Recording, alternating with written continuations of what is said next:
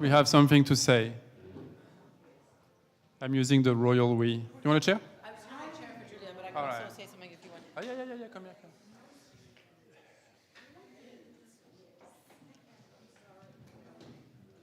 How is the energy level in the room? Do it like this if you're feeling great, like this if you're feeling exhausted, like this if like, wow, lots of energy. Anybody feeling like this? Everybody feeling like this? Okay. We have a few late people. Who is this? Ruby, I think. Fernanda. Have a seat. Julia. So before we start, we wanted to explain something. A couple of hours ago, one of our participants was harassed by other guests at the hotel. And we just wanted to acknowledge the situation and just explain what happened. So Kali was, do you want to speak? Yeah? No, just letting you know that there was like some men in the elevator that like harassed me, both in the elevator. Well, I felt very uncomfortable. I like getting on the elevator with like 6 men, and then like getting off the elevator, I got off on the wrong floor, and then they were like, I thought I was on my floor going to my room, and then I realized I was on their floor. And so when I went back to the elevator, they started like whistling at me and being like making noises and like just being fucking gross.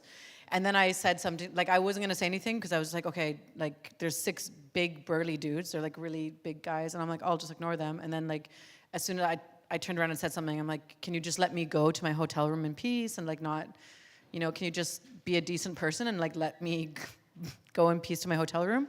And then they're like, and then they just started like, you know, swearing at me, telling me I was a crazy bitch, whatever, all these things. But anyways, we went to the, like, so then I started yelling at them because like they were just very violent towards me. So I went down to the hotel staff because I also was really desperate at that moment because they were screaming at me and there were 6 men and I was alone on the hotel room with them, hotel floor with them. But then I went down to the front reception and I told them right away like who these guys were. I tried to like note what room they were going into and stuff like that. So they dealt with them. Dealt with them in a very good manner, I think. The resolution was that I was just to tell them directly, like that, ask them for an apology.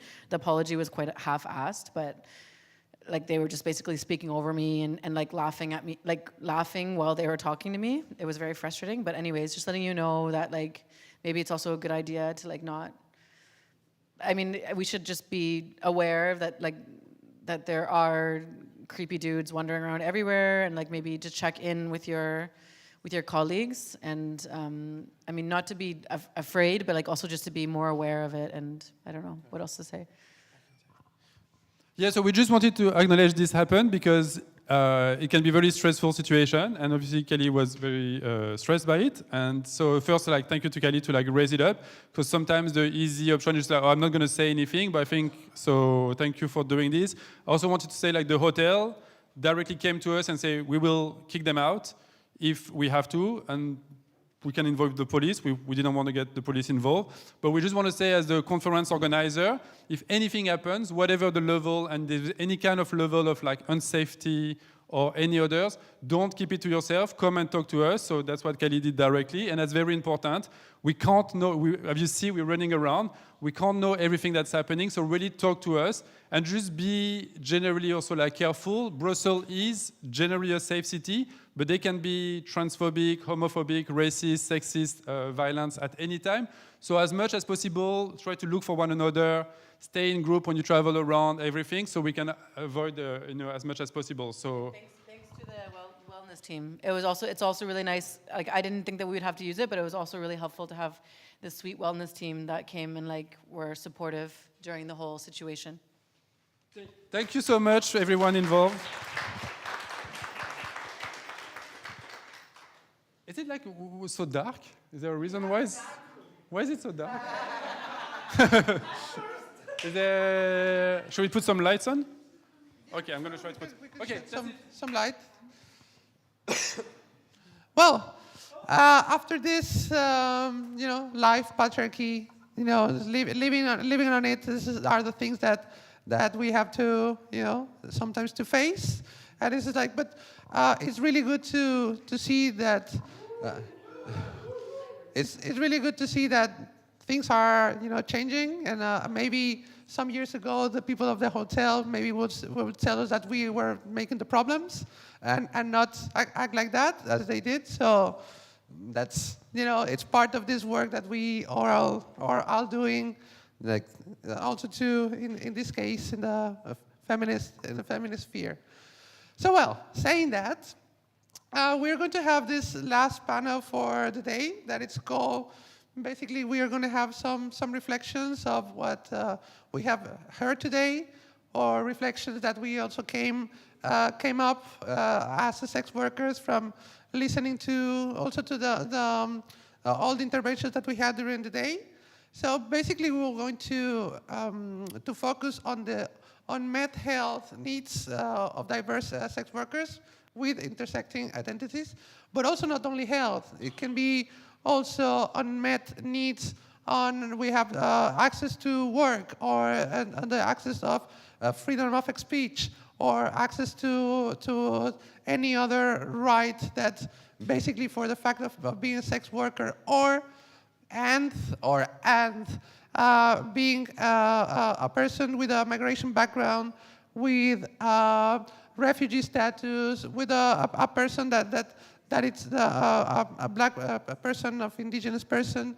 So what would like to have our panelists here, with amazing panelists that, as you see, is Julia. They're gonna introduce yourselves because I prefer that you do. But I'm going to just say the names quickly: Julia, Lexi, Kali, Julian, Rosario, and the interpreter of Rosario, Alexandra. I was really sorry, really bad with names. So I want to maybe we can start with the introduction.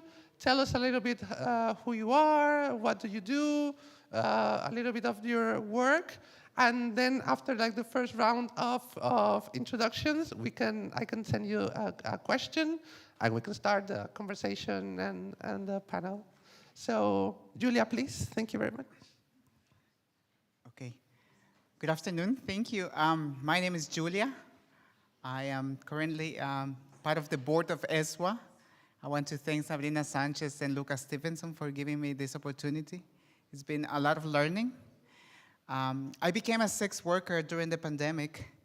I arrived to the Netherlands 1 year before the pandemic, and I found myself in a country where I had no families and no friends and a bunch of debts.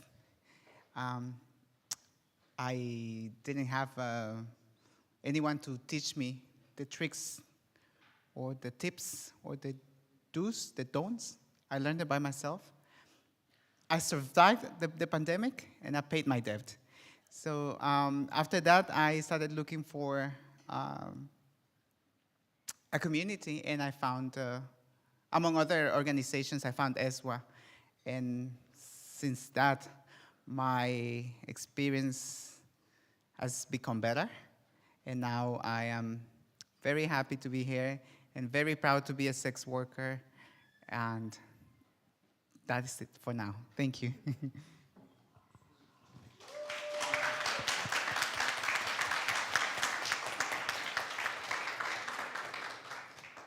Hi. I know, right? Get some ASMR right now. My name is Lexi Dark. I am also an immigrant. I am from sunny Los Angeles. I've not known warmth in the last 5 years because I moved to Germany, where I work as a sex worker. This is my second stint as a sex worker. I used to be a stripper in LA back in the 2020, 24 years ago. Wow. And then I got married, and of course to someone I met at the strip club who did not want me to be a sex worker after they met me when I was a sex worker. So I'm back in it. I'm also a mother, and I am one of the people that I would say I have privilege in my sex work, where I am able to work legally in Germany. I have some community, but it was all very hard won. It was nothing to me in Germany has been given to me easily. And that includes my health care. So that's why I'm on this panel, just to address that. But here's a lovely Kali.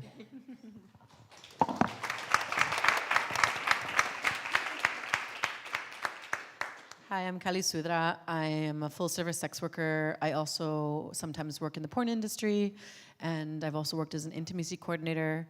I am also, I do a lot of things. Sometimes I write things. I'm a board member at ESWA now for 2.5 years, and it's definitely been one of the most rewarding and beautiful experiences. I've met so many people. I wouldn't have expanded my little community of sex working friends if I hadn't joined the board, and that's really changed my life.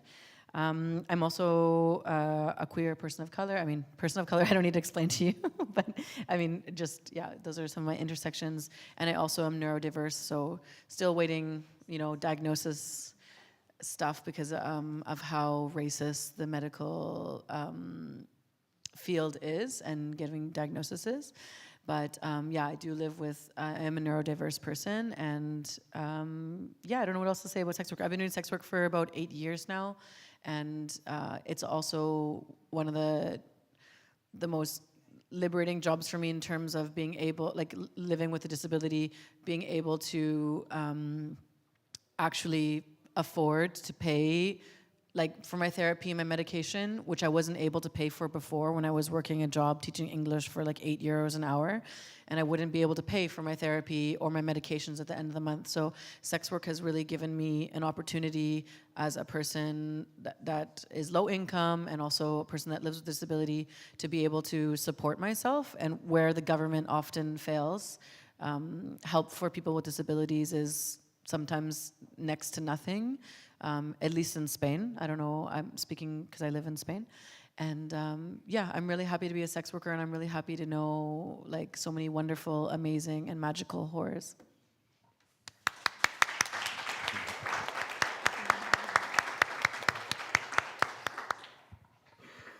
Hello, I'm Julian Curico, and I'm a member of Red Umbrella Sweden. I've worked as a sex worker for almost 10 years. I worked mainly in Germany, but I also worked in countries that has the Swedish model and other legalized frameworks. Yeah, I'm here to also talk a little bit about the situation in Sweden that my colleagues experience there in terms of health, and also share some personal experiences. Thank you.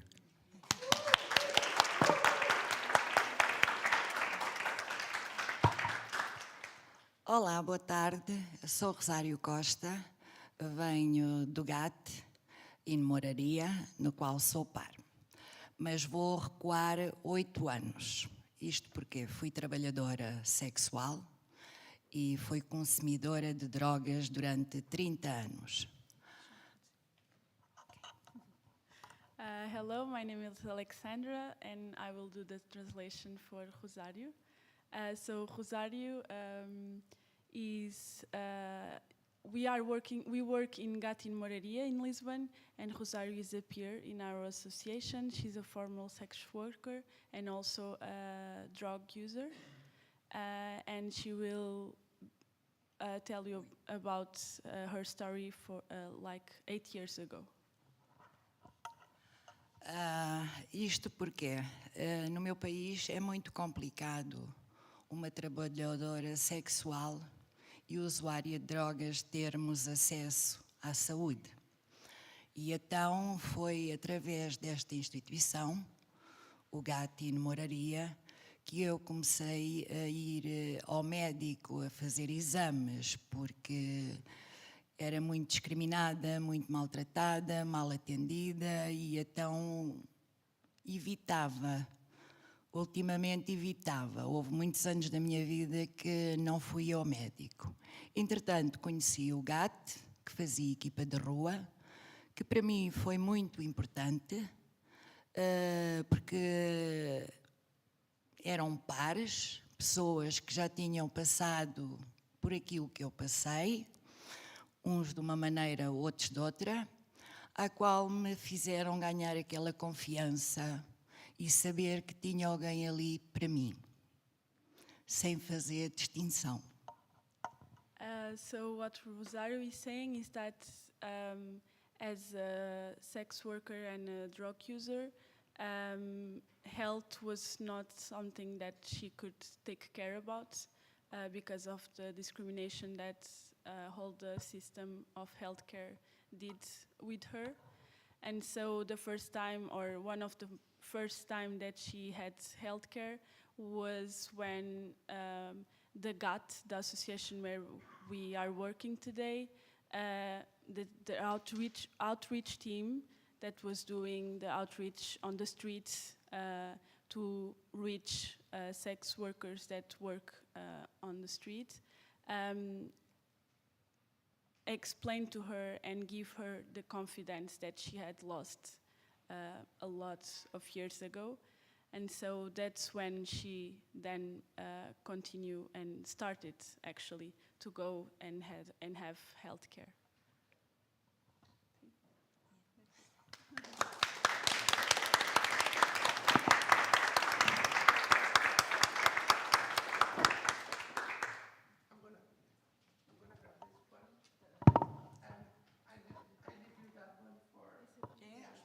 Okay.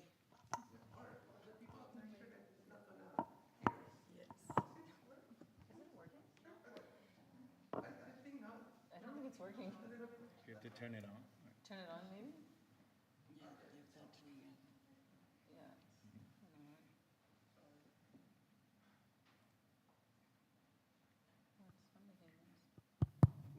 That works. Thank you. So I think that to start our conversation and to set everybody here in the room and as well online, maybe each one of you can explain us a little bit what's the situation on your context. You all live in different legal frameworks on sex work. Julia lives in the Netherlands. Lexi and Julian live in Germany. That's also like a regularized environment, but both also in Berlin, in particularly. Kali and Rosario, that basically they live in the Iberian Peninsula, and sometimes there are differences, but sometimes are similarities. So maybe we can have like a quick overview of 5-7 minutes to each one, first to let us know what's the context on your countries, and why how this context is preventing us to access to good healthcare. Also, in terms of racism in society, of the terms of racism society, or the xenophobia that we can find maybe in our context. So maybe you can include everything. And don't worry, you're not like super limited on time. So we have time to extend and to develop a little bit. So I don't know if someone wants to go first, or I point. Lexi? Yeah. So the mic is there. Thank you there. Normally I never go first, but I wrote notes right now, so. So like I said, my name is Lexi. I immigrated from California, where I had health care.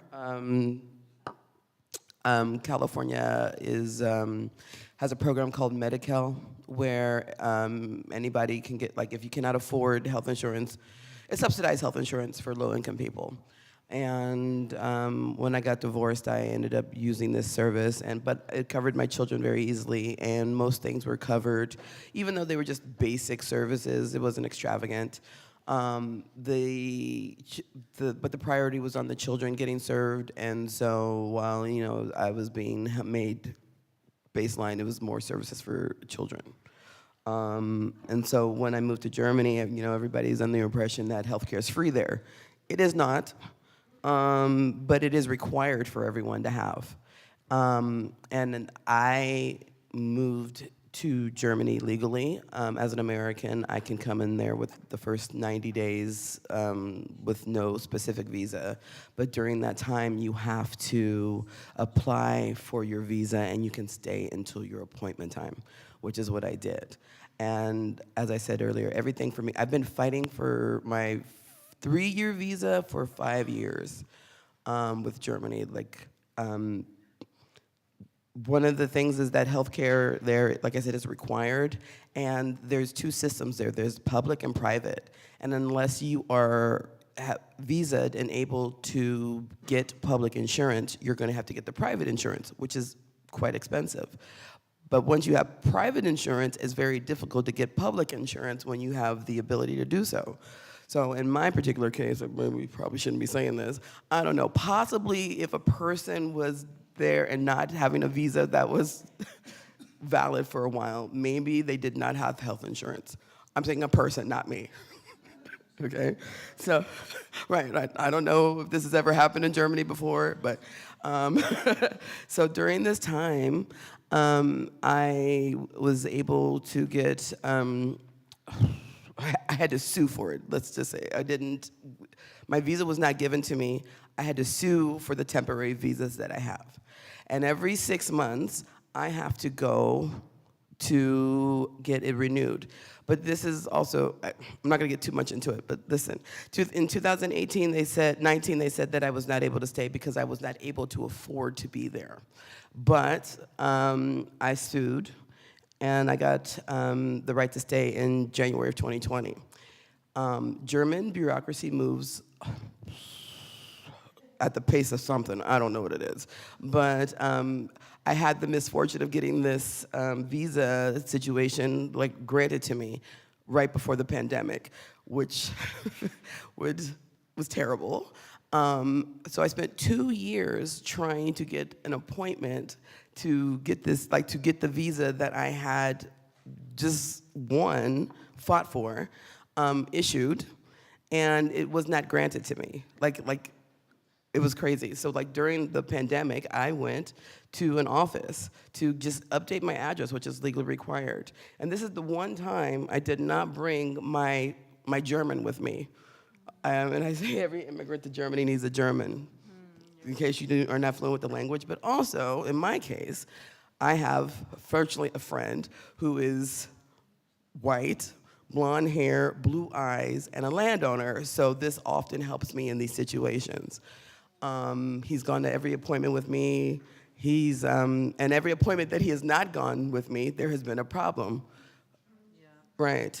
And in this particular case, they tried to deport me because they said that I did not have my proper paperwork or any of the information that I had there with them, which I did. And anyway, everything got rectified, kind of. I'm still in Germany legally, kind of. I'm not supposed to leave the EU. I'm not able to go and see my family. I haven't been able to leave Germany for the last 5 years. I'm a mother, and I have a son in the United States that I have not hugged or seen in person in 5 years. The healthcare part, I think, is just another thing that they do in Germany to make things more difficult for you.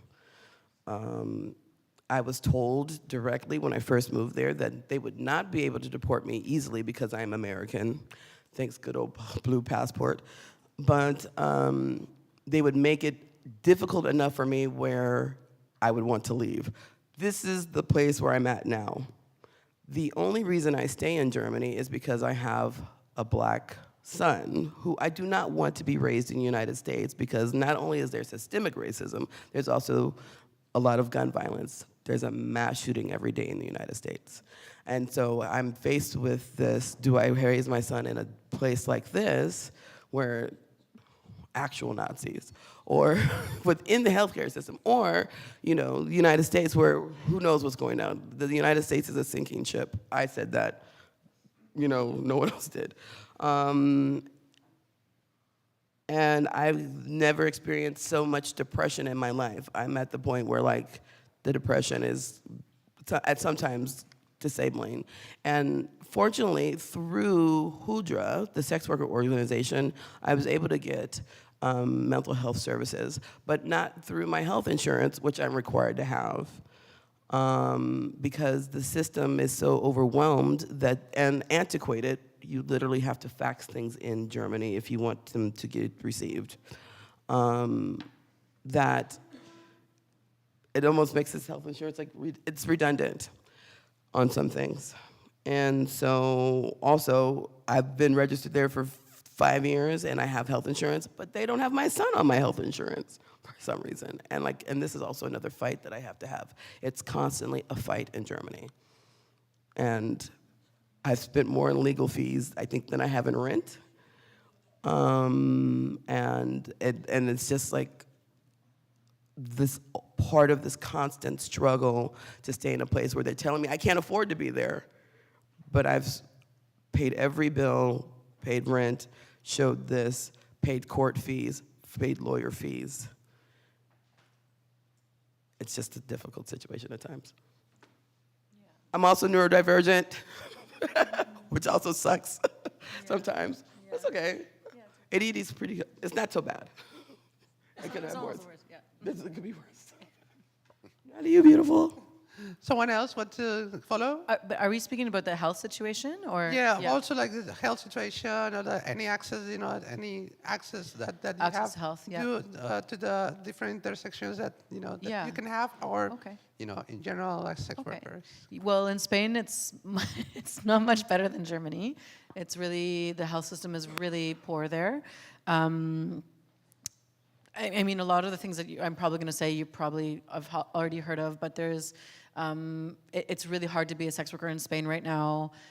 We are living under an enormous amount of stigma. There's a government that's called the Socialist Feminist Government, the PSOE, and they are seeking to prohibit sex work. They want to criminalize it in all its forms. They want to, actually no, they want to push it more for the Swedish model, no?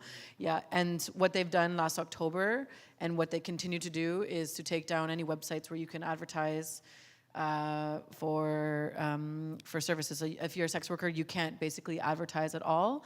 Now they're making it even more difficult. A lot of sex workers are out of work. So in my case, for instance, I do have to travel to find sex work. I can't find it in Barcelona. It's almost impossible, or in Madrid. It's really hard because it's impossible to, you can't like advertise, so basically you're left to find clients on seeking arrangement, which is just a bunch of time wasters. It's like not necessarily a website where you can find sex work. It's like kind of finding sugar daddies that don't really want to pay for sex.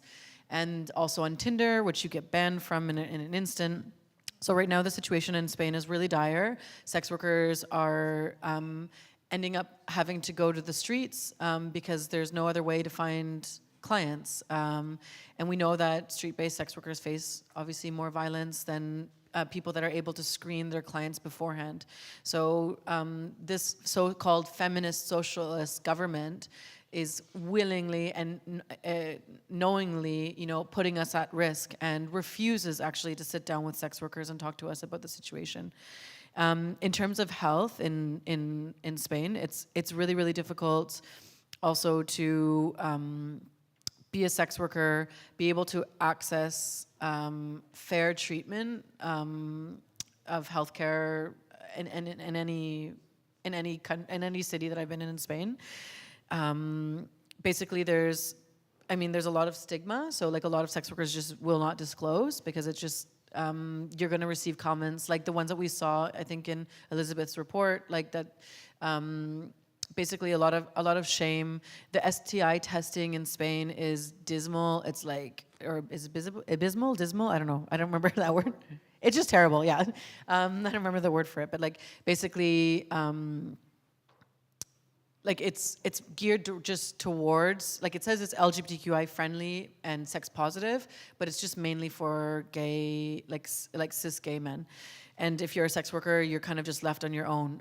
And then when you go to the doctors to get help, so I've had various situations where I've had, you know, an accident at work, because this is like also kind of a thing that can happen on any job where you have an accident at work, no? So something recently that happened to me that I kind of felt ashamed of, and I've been thinking about it a lot, but there's no reason to feel shame, and I think I should talk about it, was like I had a health situation where I had a client where the condom broke, and I literally didn't know what to do. I was like, oh my God, what the fuck do I do? And like, I've been doing sex work for 8 years and never had a condom break. Because I'm a cis, like, well, I'm genderqueer, but I'm presenting as cis woman, my doctors have constantly refused to give me PrEP, because unless I come out to them and say, I'm a sex worker, which I don't want to do because then there's so much stigma, they refuse, like, even though I've tried to like allude to them that like, okay, well, I have sex with people of all genders, you know, and I really want to be on PrEP. They refuse to do it because they see me as low risk, and they will refuse to give me PrEP. So it's like really, really hard to get PrEP if you are a cis woman, unless you just come out and say you're a sex worker. But then you have like this big, you know, sticker on your file, and you live all sorts of other discrimination. So I wasn't on PrEP. I had a situation with this client where the condom broke. It was so terrifying because I had no, actually the people that I called were people from like other whores that, like, you know, just to ask them what should I do.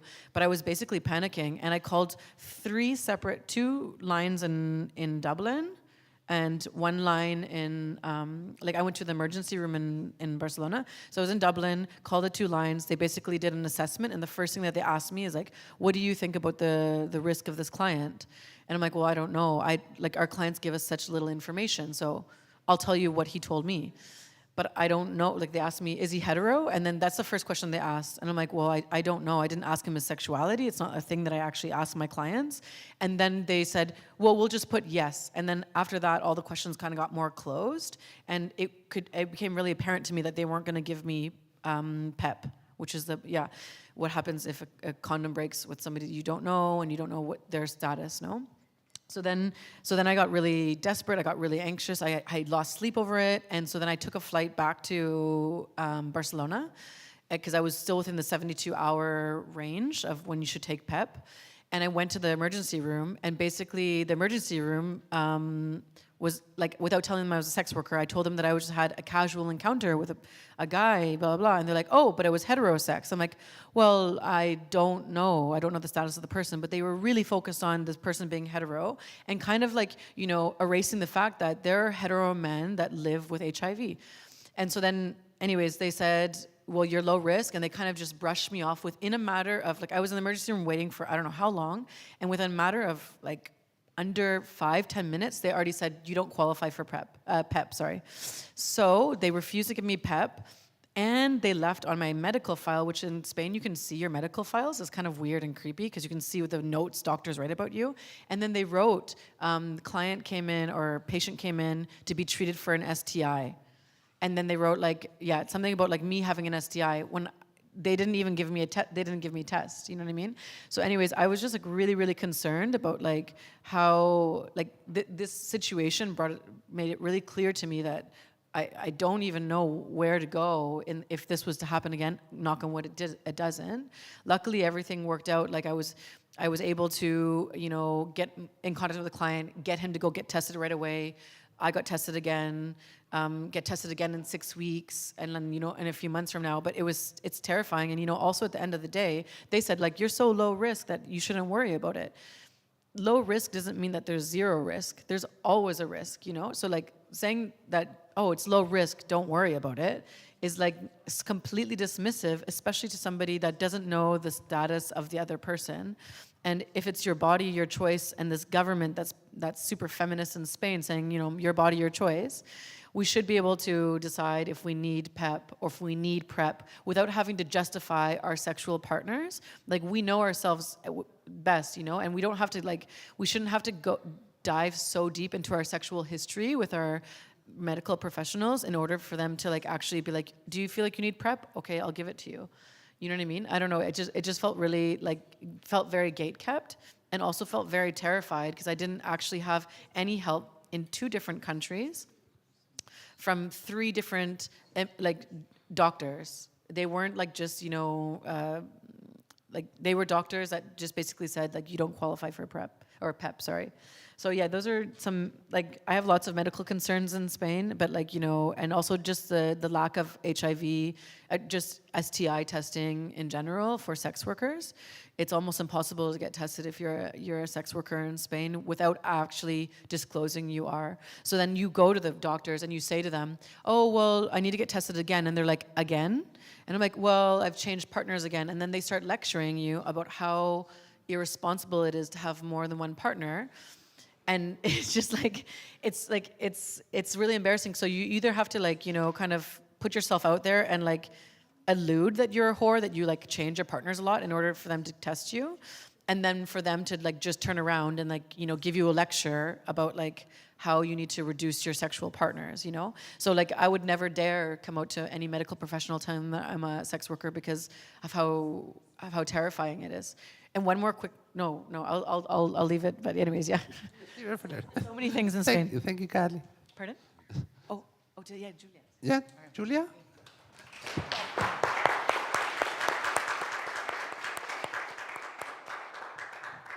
Thank you. Being a trans woman, I've experienced exclusion constantly in my life, so I don't want to be breaking the law. In the Netherlands, sex work is regulated, highly regulated, and when I have been faced with a situation in where I have to do sex work, I wanted to do it within the law. However, the law, it looks like a square, and I am a triangle. And I've tried to force myself within the law. I live in a social housing. The first rule is that you can't do sex work from a social housing, but that's what I got. Also, there is a national law saying that sex work, it's a legal profession, but it's up to each local municipality to give the amount of licenses they want to give. In the municipality that I live, they just don't give licenses. So because I don't want to be breaking up the law, I got another job. Once the pandemic was finished, I got a cleaning job. And I ended up being exploited, cleaning offices for 10 euros per hour. I started cleaning 2 offices in 4 hours. And at the end of 4 months, they wanted me to clean 6 offices in the same amount of time with the same payment. And I said, no, I'm going to go back to suck dicks. Okay, that didn't work. That didn't work, but again, I found myself breaking up the law because I am a refugee. I just don't want to give them excuses to get me out. So I had the privilege to go to university, so I became an entrepreneur or a small business. And now I have once in a while a consultancyship, but I have to pay taxes on that. Sometimes I'm faced with the situation that I don't have enough to pay my taxes, so I go back to my illegal work to pay for my legal work.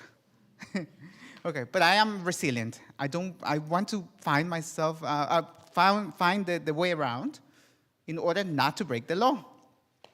The government is trying to change the law around sex work to make it even more regulated, more hard. And I said, well, and they said, sex workers never show up. We invite them to discuss it. I did show up. The whole thing was in the Dutch language. I asked for an interpreter. They didn't have one, or they didn't make the effort to have one. I was in a room with a lot of people from other organizations, barely no sex workers, only me or any other one there. And I saw everybody just looking at their watches and see when this thing is going to be finished. But I was there, so they did check the box that, there was a sex worker here.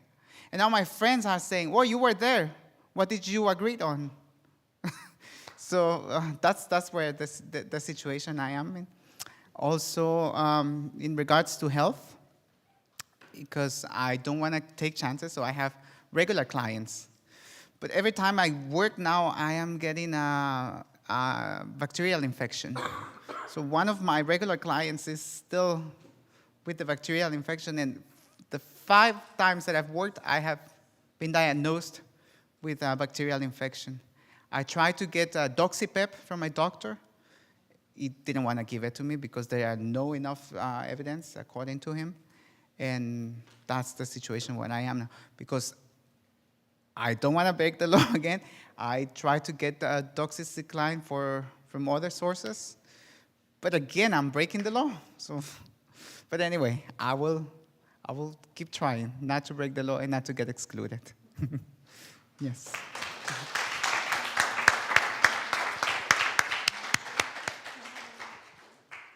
Rosario, ¿nos quieres comentar un pouquinho? Ora, em Portugal, o trabalho sexual não é legal. E é um grande problema. Quanto mais quando se faz trabalho sexual de rua, de baixo linear, que era o meu caso, e que hoje em dia ainda noto através das nossas utentes que vão à nossa associação.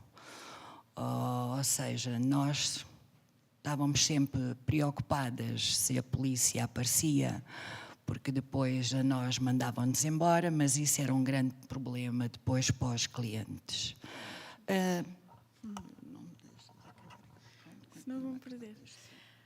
So in Portugal, sex work is not legal, and especially for women who are doing sex work on the streets, it's even harder to do it and even harder to exist, especially when the police is trying to hunt those women, and every 2 days or a few times a week, the police just go into the streets where they know that women are working and just take them out of the streets.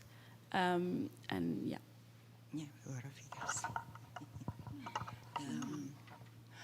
Ou seja, e é através destas associações que existem em Portugal que tem mudado alguma coisa, quer a nível político, quer a nível social também, porque a gente também trabalha com a comunidade, digamos assim, para tentarmos mudar a mente das pessoas. Não só no facto de as pessoas fazerem trabalho sexual e serem usuárias de drogas. Têm todos os direitos como outras pessoas qualquer. Têm que ser bem tratadas, bem recebidas, terem o direito à saúde. O trabalho sexual devia de ser legal em Portugal, porque isso iria dar melhores condições a essas pessoas.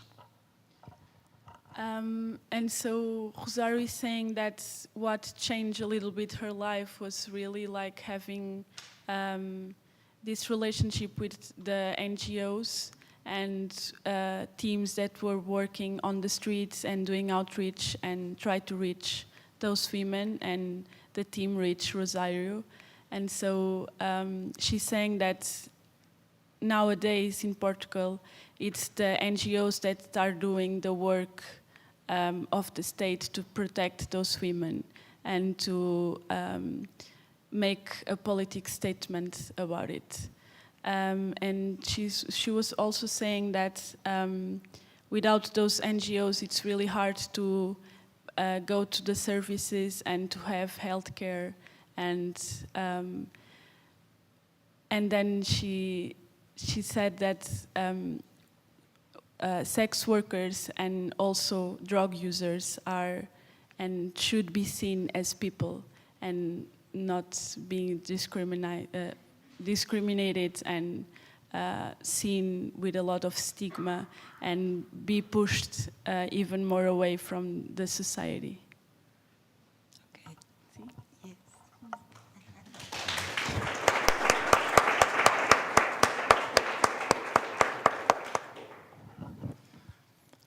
Yeah, so I live in Germany, and I worked for years without like registration as a sex worker, whereas by law then you're like you can receive a fine for selling sexual services.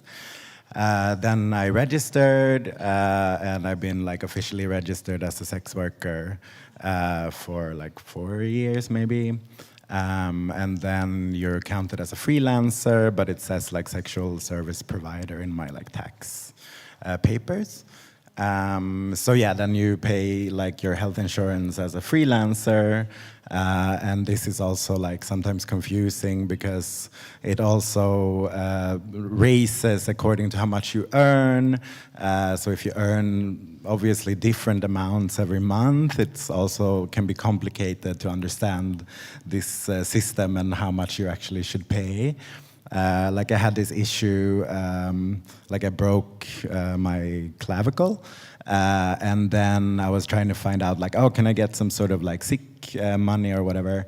And it was such a long time in between for like when you would even be eligible that I was just like, okay, I'm not even gonna like look into this, I'm gonna like try. And it ended up that I was like in a debt with the healthcare. So like, for the past like year, I've had issues with kind of using my healthcare fully, even though I'm paying for it also. So yeah, like I then decided to find like a job where I can work 2 days a week and get my health insurance through this work. Even though you also pay part of it, it's like more stable for me. Yeah, so I've had access to like the emergency services, and one thing that I noticed when I went to one of these like STI clinics that is like it's like directed towards like gay men, but a lot of sex workers go there, I know, especially like sex workers who are migrants, and like the way that like they were doing the tests like felt very different from like how it is in the other like clinics that I usually go to. Like they were kind of using very thick needles like to draw the blood, like not with this like butterfly like thing, but it was like a big, just like taking it out, and I had this big bruise on my arm, and like it was a long time ago also, like, you know, when they like test like for bacterial infections, like I'm used to since many years to pee like in a cup, but now they like pushed in like this thing through the urethra, and they were also giving me like misinformation, saying like, because I was like, oh, can I also swab my throat? And they're like, yeah, but chlamydia and gonorrhea doesn't really survive in the throat, so we just recommend like that we don't test it. And I was like, okay, like, can I test it anyways? Because that's not anything I ever heard. And I've also had like both gonorrhea and chlamydia in my throat. So I know for a fact that it's possible. So yeah, like it was just interesting to see also like the disparity and like who is accessing which services. And like in Sweden, for example, like because even though I live in Germany, I'm active in the Swedish organization Red Umbrella Sweden, and we are only current or former sex workers who are members. And there it's like a massive exclusion of migrant sex workers. Like if you don't have social security number, you don't have access to the health care. And the services that are directed to sex workers, they're mostly in cities. So it's like doesn't exist in countryside or smaller towns.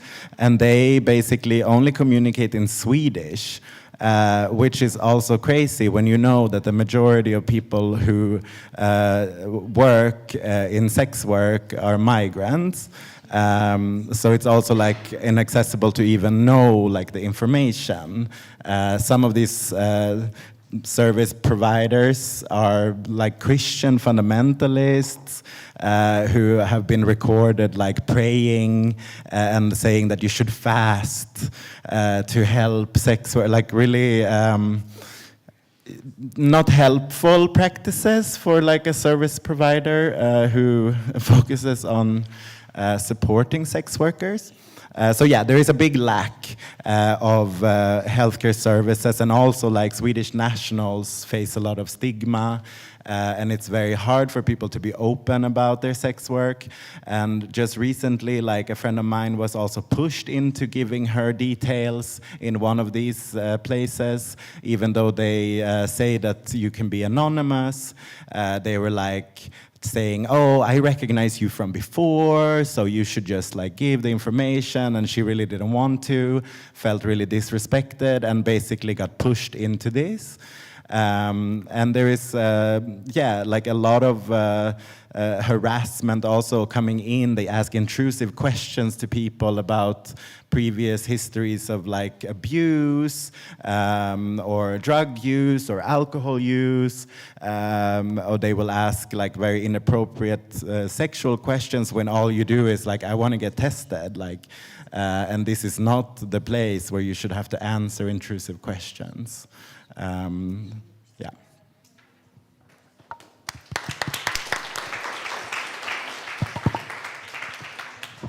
So thank you, everybody. And I think that this last intervention that you did, Julian, I think that many of those bad practices are real common in general in all our context. But maybe I would like to go like maybe in a more optimistic way. And I don't know, maybe you have different examples in your context of things that actually work, like kind of, let's say like, well, okay, this is an okay service, this is a good service, or they managed to have something. It's also valid if there's not. It's like, okay, in my country, it's like everything sucks, and you know, and maybe you can go like again on the failures, but let's, I don't know, try to address something like maybe that a good practice that we can share and say like, oh, maybe this is organized in here, and I don't know, that can be from the authorities, from the governments, like maybe, for example, the things that happen in Amsterdam, that kind of works, the Amsterdam Center for Sex Workers, you know, I've been user of that, and it's really, it's a service, like it's really well.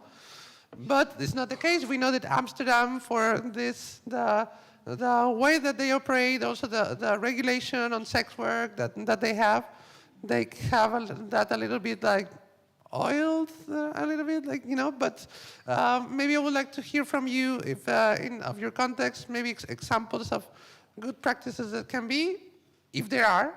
And if not, we can keep like just trashing them because they don't have it. So whoever wants to start.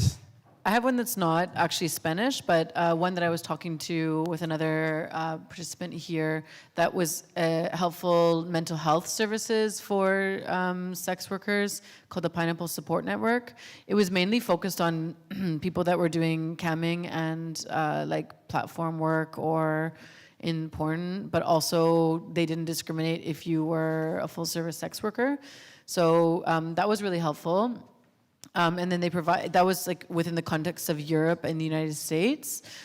So you could contact them, tell them a little bit about your situation, and then they could connect you to a therapist. I think that was a really helpful resource for a lot of people that were, especially during the pandemic, were living a lot of mental health problems and found themselves without a lot of, without therapy, and therapy is pretty expensive, and they had sliding scale, which was really helpful. I think that was a really cool resource. I know that I was talking to other sex workers that accessed the therapy and thought it was pretty, I'm not sure if it's, I think it's still going, but it was a really cool thing to check out, I think. Can you repeat the name again? Pineapple Support. Yeah, it's on Twitter. And for me, it was really helpful to be able to receive support that was financially accessible, because therapy, as you know, is super expensive, and like therapy at least in Spain was like going for like 100 euros an hour, and something that's completely not affordable for sex workers. So they offered sliding scale. I know that was a really good initiative. And they were all sex worker like trained therapists. So like they were trained to work with sex workers. They weren't going to try to tell you to quit your job or that all your mental health problems are due to your work or whatever. So that was a really helpful initiative that I think that's good for health, but I'm not sure, that's kind of like European and like North American. I'm not sure for other parts of the world, but that was helpful. Pineapple work. I've only heard good things about pineapple. Yeah, they did really good. Yeah, cool. I've had really good experiences with Hudra, which is the sex worker organization in Berlin that's based for, Julian, would you say it's mostly for female presenting? It is, but I think they kind of... Right. So I know there's other sex work organizations, but I'm not familiar with their services. Hudra's been very helpful, excuse me, for me it's all right.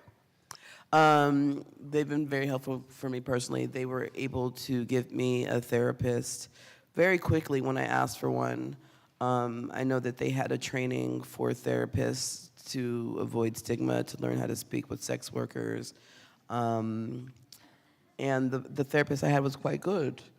And then after I started having additional problems with my visa, they even extended the number of visits I had, which was lovely. Yeah, there's that. And I agree with you, Julian, well, on a different note. I went with you to different places to get tested. I'm just very open about being a sex worker because my mom knows what I do, so I don't give a fuck if you know what I do. And so I said this to the doctor, it's like, I've gone to places that test, and I'm like, I'm a sex worker, test everything. They're like, everything? I'm like, everything. Because the only place I've ever had gonorrhea is in my throat. And I just thought that was so crazy that they said that. And I think if everybody I know that's had gonorrhea has had it in their throat, right? So it's weird that they're trying not to test for that. But on a positive note about gonorrhea in my throat,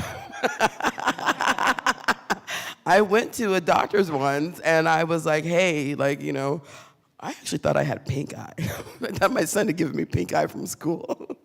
And they did a test and I got an email that was like, surprise, gonorrhea in the throat, come in. So I went in and I walked in right after having lunch with a really good, my German actually.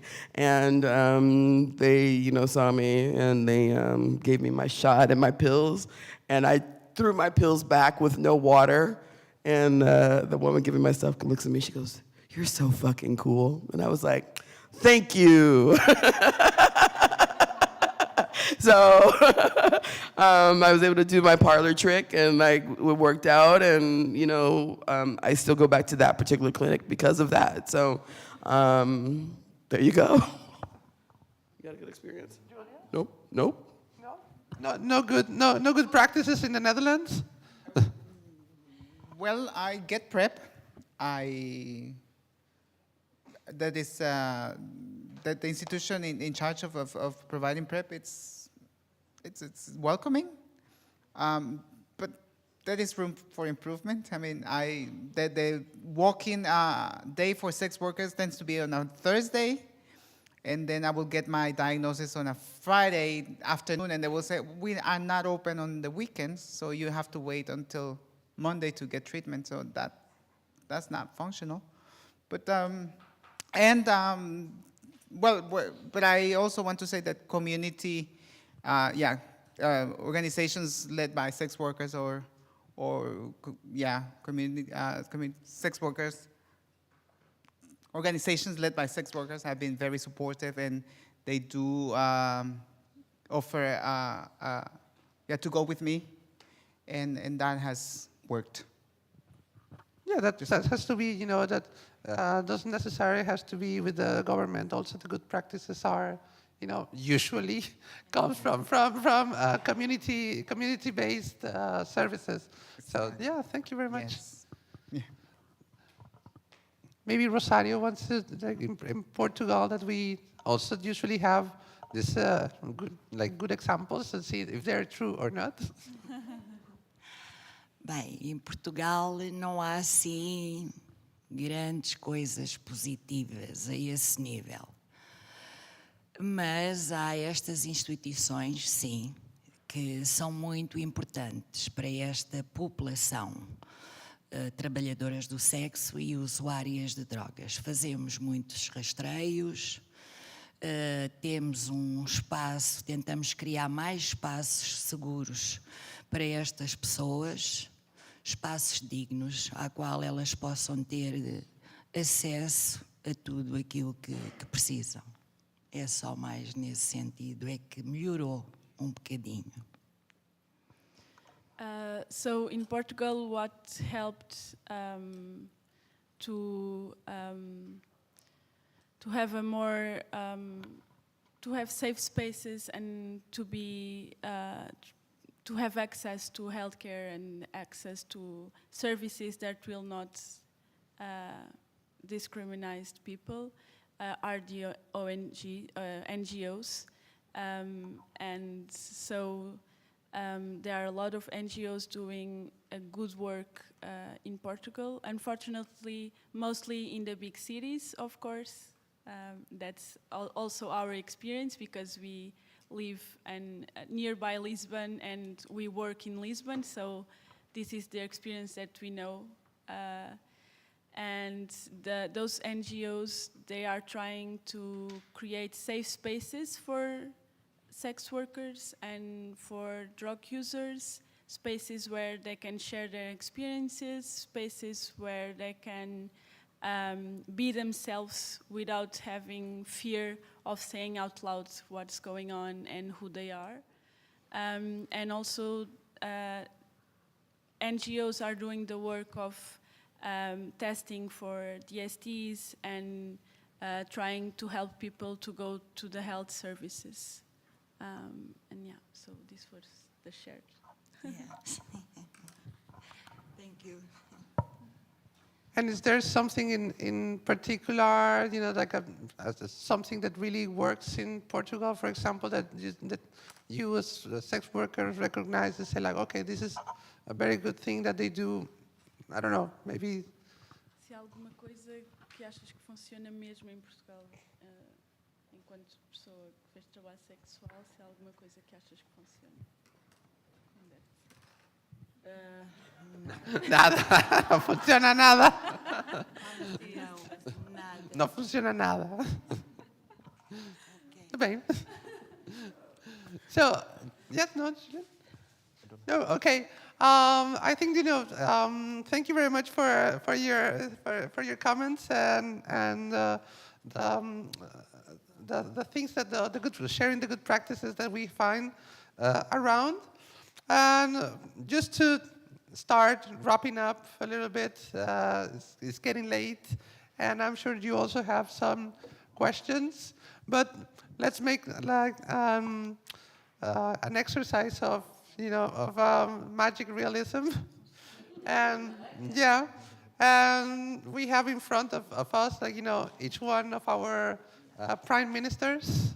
They are listening, they are willing to listen and say like, or they're watching on the internet for some strange reason.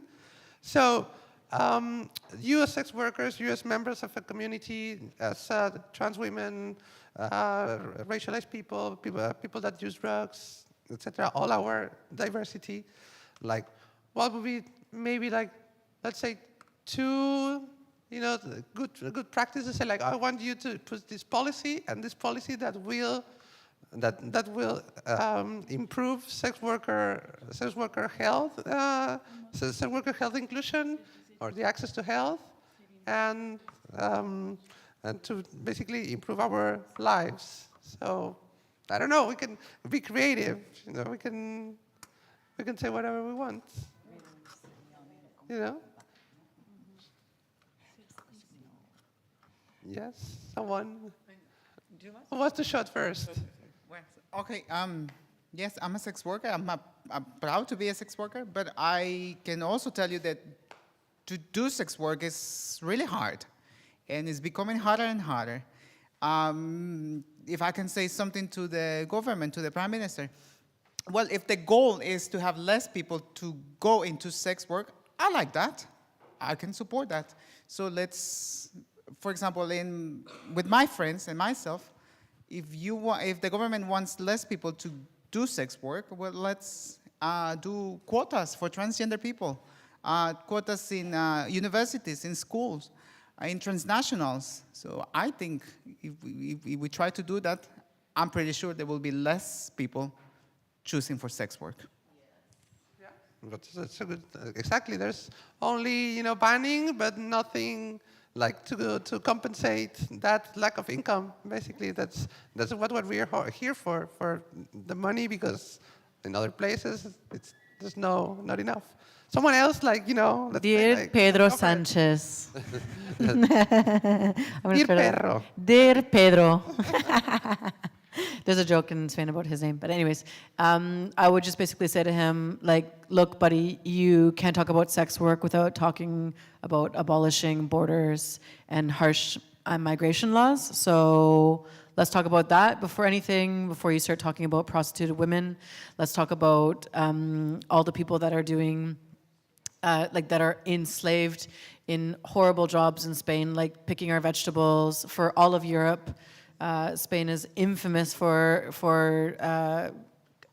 not hiring, just putting migrants without papers in really precarious situations, picking all of the organic vegetables for the rest of Europe to eat. You know what I mean? Like, if you want to talk about abolishing slavery, let's talk about abolishing slavery for real, and that means these precarious jobs of also women that are taking care of children of rich families in Spain that are often, have their passports confiscated.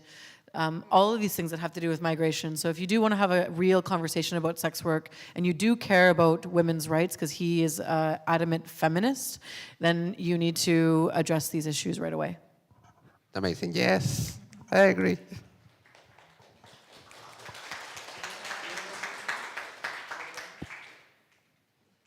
Whatever. I'm trying to be nice to you, Julian. So I would tell, I don't know, somebody in German.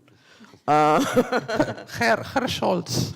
Herr Scholz, yeah, who specifically just mentioned that he thought buying of women was, what did you say, disgusting? What did he say? Something like that.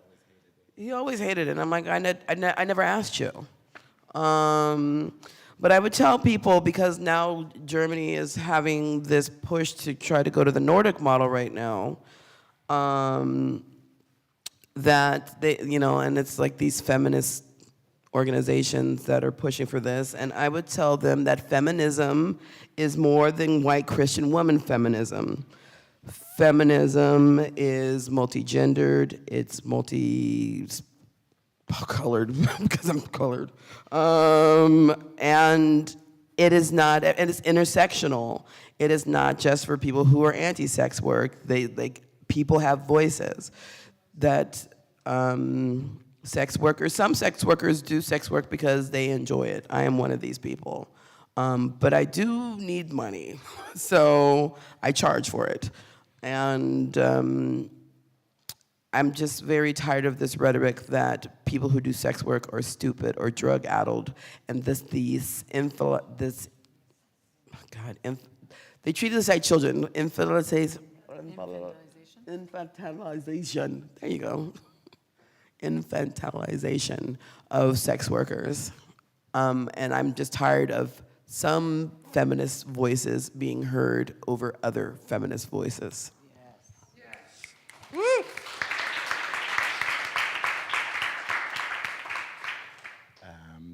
Yeah, I would say to politicians that sex workers needs to be involved in making of any policy that is relating to the lives of sex workers, and also that we need to decriminalize, which we keep saying over and over again.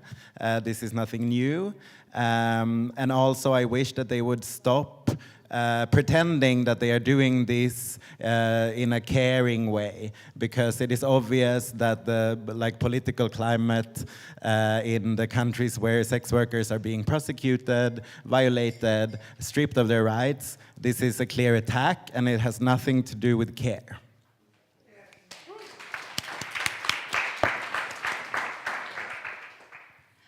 Bem, em Portugal o que melhor poderia acontecer era o trabalho sexual ser legal, dar condições às pessoas para trabalhar. Levaram já este caso à Assembleia da República, estamos à espera, não sei por quanto tempo, né? Mas temos fé, porque acho que se o trabalho sexual fosse legal em Portugal, mudaria, se calhar, a vida de muitas pessoas.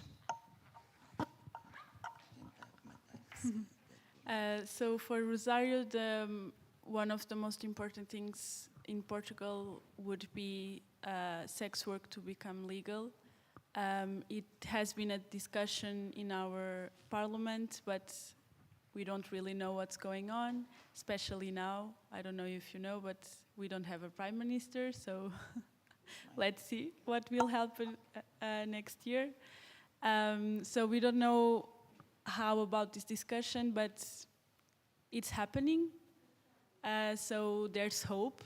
And Rosario believes that by legalizing sex work, a lot of sex workers could have a better life or better conditions or more rights and more rights to be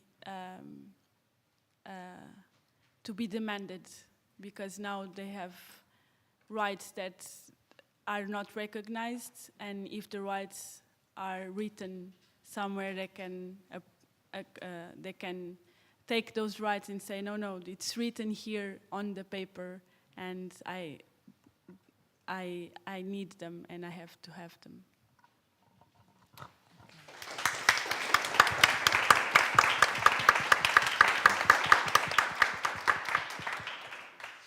Arrived to this point, is there any question, comment in the room from our assistants for our lovely panel?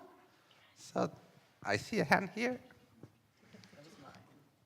Hi, thanks so much, guys. It was really interesting listening to you all. It's depressing, particularly when, from the UK context, I think that we have this idea that Europe does everything better than us and that we're lagging behind. And in some cases that's true, but in this particular instance, when it comes to the environments that sex workers can practice in, it's clearly not the case. It's clearly just as problematic across the rest of the continent. And it's made me very appreciative of the clinic, of the sexual health clinic that I work for, which is amazing. You know, listening to your guys' stories and your experiences, actually, like, the work that is done in the clinic I work in and my colleagues is amazing in what's provided. So that's a positive that I can kind of take home. And hopefully that can sort of be replicated across the board. My question is for Lexi and Julian. In the context of Germany, you guys mentioned the push for the Nordic model being implemented, and I know that it's sort of, there's been a lot of backlash. The question, I suppose, is that as a consequence of the backlash to the legalized model? And also, what's been your guys' experiences of working within the legalized model? And is there just a real kind of push from your guys' perspective to have decrim instead? And how would that work, if that makes sense? I mean, personally, I think that why the politicians are talking about instating the Swedish model into Germany is because they want to regulate the borders, and it's about the rising anti-black racism in Germany, the Islamophobic and all across the board racist and xenophobic political climate in Europe.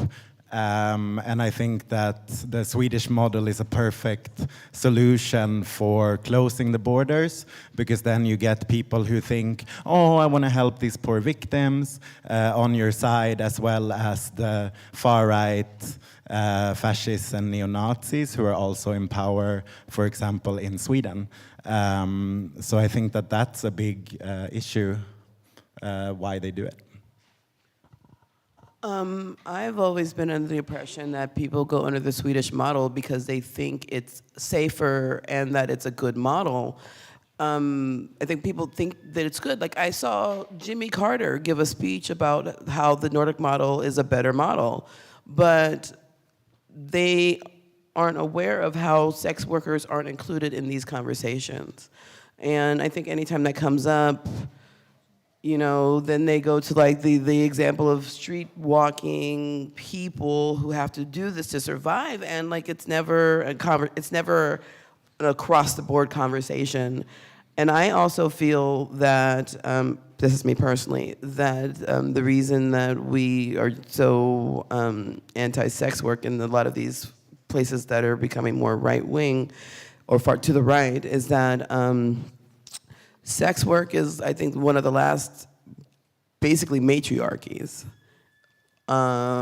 where it's mostly female-presenting people that run it, and we make our own rules, and it's something where men get to come in and regulate this thing that they can't regulate. Women make more money in sex work.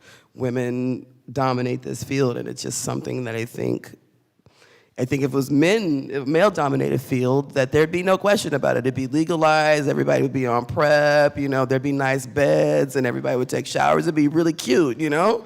Take showers.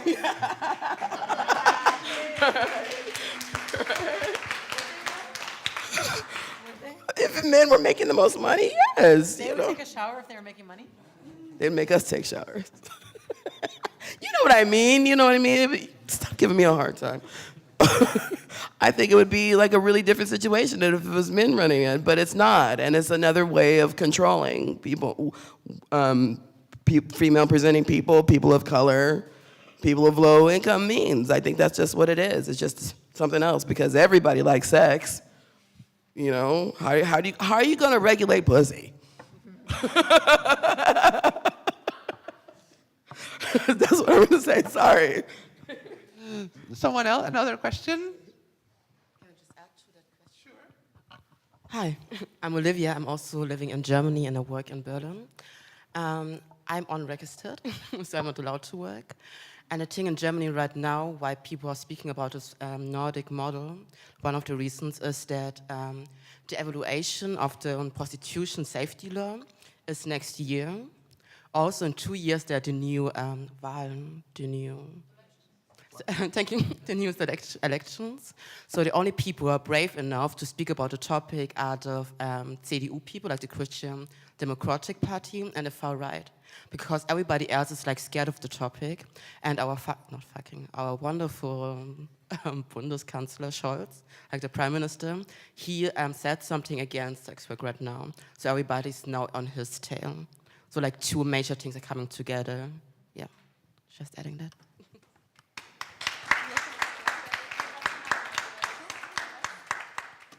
Hello, everyone. Thank you very much for sharing your stories and your impressions on each context. It was really, really interesting. My question is, well, you spoke a bit about your experiences with mental health, or at least like your own situations as neurodivergent or consuming drugs and stuff.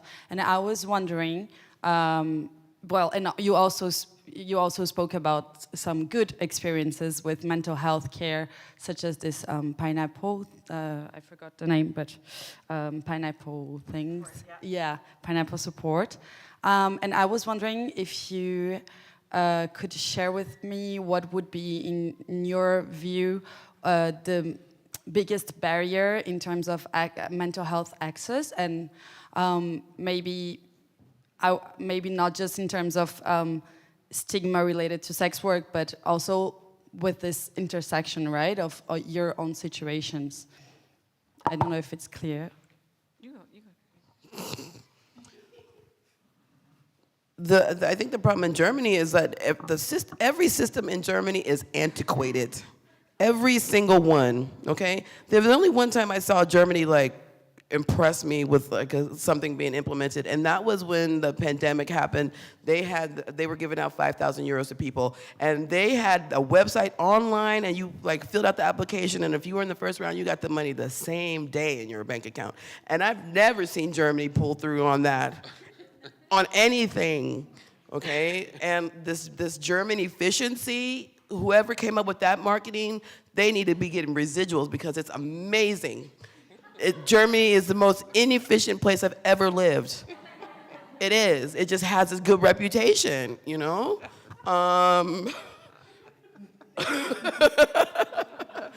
So that being said, the healthcare system is slow. Everything is slow. When I said you had to fax things, I was not being funny. There is a Instagram page called Ausländer Hacks. And on this page, pinned at the top, is like, are you having problems getting appointments? Here are the fax numbers to the Ausländerbeholder. Because they don't have to accept emails as official communication. They have to accept fax. Okay? Literally faxes. And Germany is a place where you can't just submit anything digitally. Well, you can digitally fax things, but if you don't go to your appointment with your stack of paper and you're missing that one paper, oh, buddy, then you got to come back again for that one paper that you could have faxed in. Whatever. So there's that, and just, you know, and then just the demand. I think they're just terrible with keeping up with the demand for healthcare, because I know that the therapists that I've been seeing, for me to have my insurance take care of it, I have to go and attempt to see other therapists, and they're going to have to tell me that they cannot see me because they're full, and I have to go to so many therapists. I think it's maybe 10 therapists to see if I can get in with them, and get denied getting in with them before I can say that the therapist that I have is available, if she qualifies under the insurance. So I need you to just figure out, if I'm depressed, do you think I'm gonna call 10 doctors and go to 10 doctor's appointments and get 10 rejections so that I can go to the therapist that I already have? That makes no sense. Someone else wants to? In Spain, I know, so you said that stigma would be like kind of like a barrier to accessing health. Do you want to speak? Yeah, in Spain, for me personally, as a person of color, it's been definitely racism. Lexi was saying earlier on that she has her white person that goes with me. I always have my white, and usually Catalan person, because I live in Catalonia in Spain. I have a Catalan person that has to accompany me to all my appointments because of the medical gaslighting that I've lived as a person of color. Sometimes I'll get things like where they start speaking to me really slow in Spanish, as if I don't speak Spanish fluently. I've been denied treatment. I've been humiliated. I've been told very, very racist and xenophobic things. So for me, a lot of the time, accessing health is a question of, do I want to live like this extreme amount of racism and medical gaslighting? And oftentimes, if my symptoms aren't that bad, I think, okay, well, I'll just stay home and try to get better by myself, or try to see if I can do it another way, because it's really intense, the level of medical racism in Spain. Like, so much so that one time I was having an anaphylactic shock, anaphylactic reaction to medicine that I took. And it was very clear, if you're anybody that's in the medical field, or anybody that just knows a little bit about first aid, would know that's someone that's having an anaphylaxis shock, no? And I was having an anaphylaxis reaction to medication, and when I went to the hospital and I went to the triage nurse, she asked me what the problem was, and I couldn't even breathe because my throat was closing up and my face was purple. And she said, and I said to her, I can't breathe. And she's like, you can breathe fine. And the person that was with me, the white person that was in the other room waiting, heard that, busted into the room completely, like not warranted, and then started screaming at her in Catalan. Then a doctor came out that was speaking Catalan, and then he saw what was happening, saw that I was having an anaphylactic shock, and then immediately sent me to go get like it's just an injection that they give you so that you don't die, you know? But this nurse, that well-trained nurse, was like kind of brushing me off, didn't want to talk to me, didn't even want to like ask me the questions that were in a questionnaire. And if it wasn't for this white person that was there, that was like able to yell at her in Catalan and tell her that this is like an anaphylactic shock, like you need to give her the. So like, I mean, that's an example of like how if he wasn't there, this person, I would have literally just died of something that was super easy to prevent, because just this medical racism of like them not wanting to serve people of color. That was also when I was without papers. So it was like, you know, legally in Catalonia, they have to give anybody that has, whether they have papers or not, medical care. But that was a case, for example, a very simple thing like medical negligence.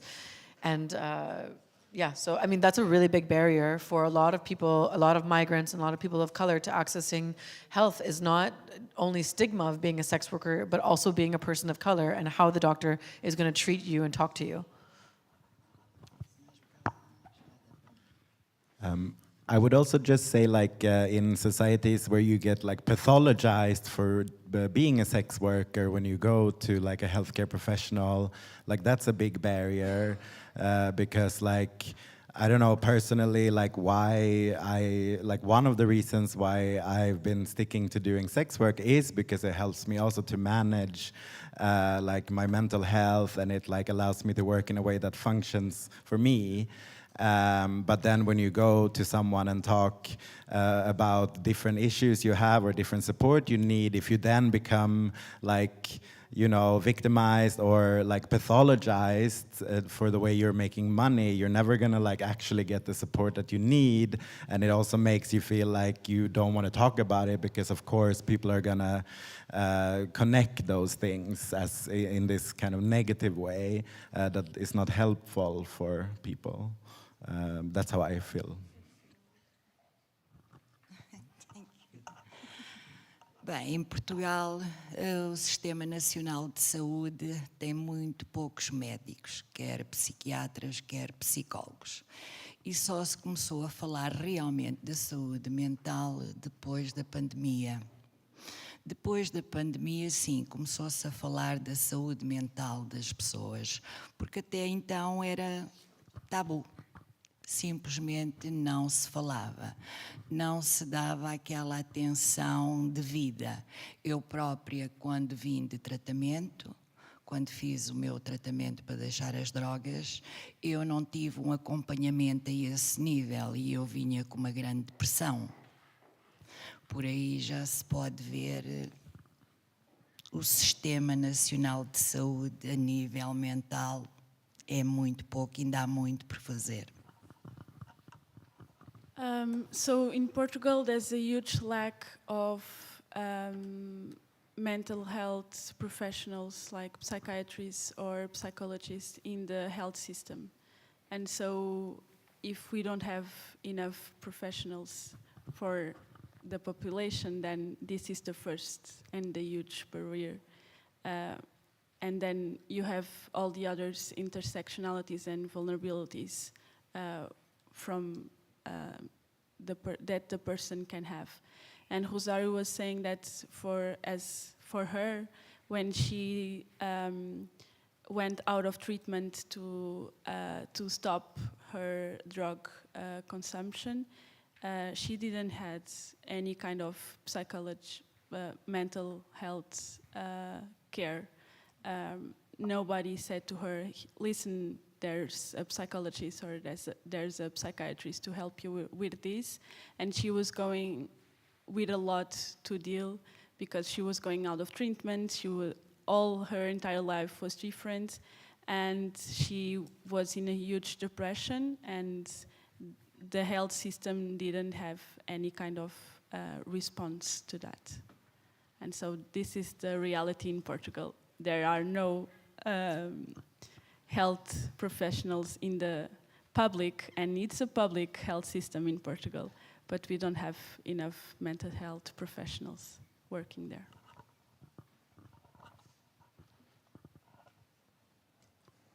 Thank you so much for your answers. And we're going to have the last question, and we're going to finish the session and the day. Thank you. I wanted to offer something that happened to me that I thought was a really great example of like really positive and like non-stigmatizing treatment when I accessed healthcare, which was going into the walking clinic at Dean Street in London where I live, and they said, oh, you know, you're a sex worker, you get a gold card, you get a VIP gold card, and then every time you come to the walking clinic, you just sort of wave your VIP gold card, and they're like, yeah, go through, you know, anything for our VIP. And so just if anyone has the opportunity to recommend this, implement this anywhere, this was something that was really, really awesome, that really felt like great sort of non-stigmatizing care for me. However, the walking clinic at Dean Street was a sort of victim of COVID, and walking clinics were overwhelmingly cut during the pandemic, and they just haven't been brought back. And so I was wondering if you have had similar experiences of just services that were kind of victims of the pandemic and just were never revived.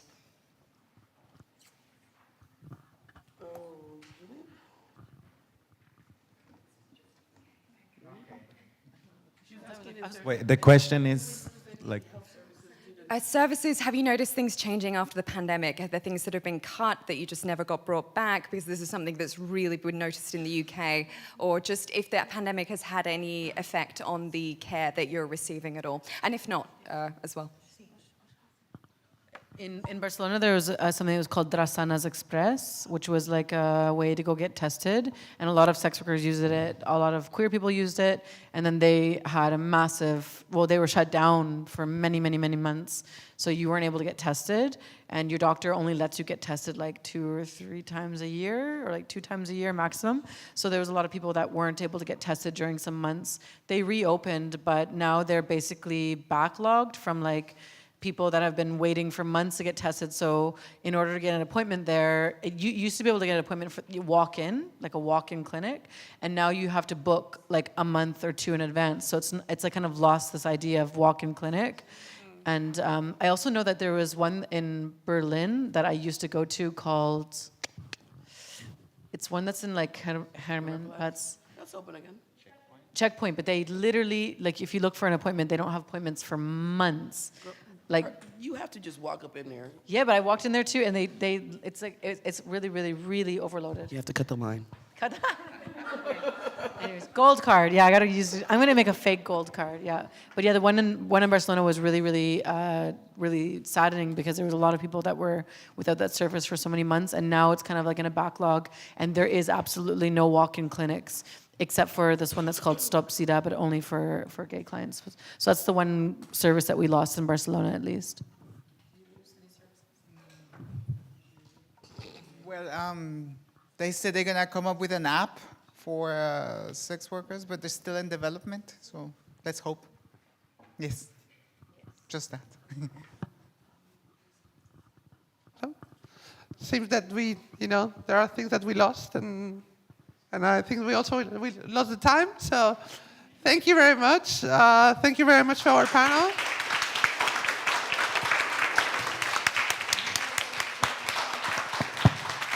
You're always inspiring and amazing. Thank you very much. So we end here for the day number 1.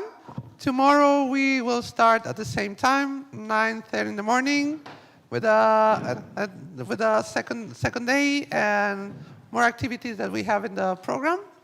I think there's nothing no other instructions, so you're free to go explore Brussels and to go to sauna. Take care of yourselves. Take your medications or whatever. I don't know. Like she said, the sauna. Take your medications. I love that. Take your medications. Sorry. Oh yeah, and in the Grand Place, the big square, the center of Brussels, there's a Christmas decoration thing, the Christmas village. It's really nice, so I can recommend you. Ooh, finally. Thank you very much.